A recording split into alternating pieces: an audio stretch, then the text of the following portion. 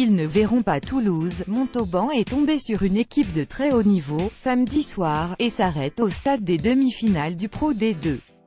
Malgré le home advantage, habituellement gage de sécurité pour l'équipe recevant en demi-finale, sur les 26 précédents, seuls 4 sont tombés dans l'escarcelle du visiteur. Montauban n'a pas pu renverser la montagne iséroise.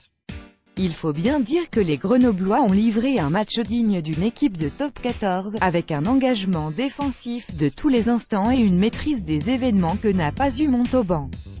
Porté par un immense Alisson Tomalolo, auteur de 2 essais du haut de ses presque 37 ans et de nombreux ballons récupérés, Grenoble a peu à peu étouffé tout un stade acquis à la cause de l'USM.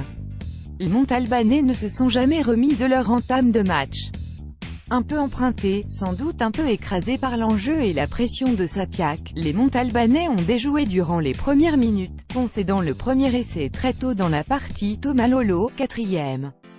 Dès lors, les Sapiacains ont dû courir après le score, un exercice dans lequel ils n'excellent pas.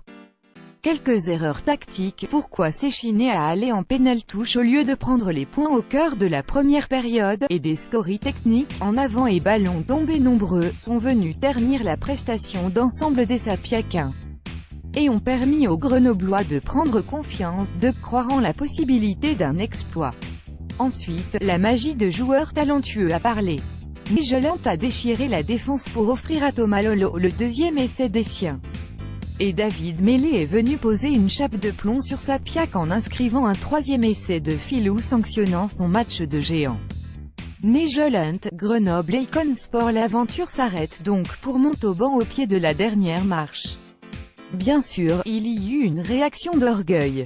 La rentrée du banc montalbanais a fait du bien. À 22-3, avec l'énergie du désespoir, les Tarn-et-Garonnais ont eu le mérite de revenir dans la partie.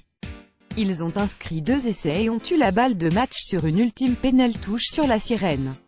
Là, un écran est venu annihiler cette dernière munition.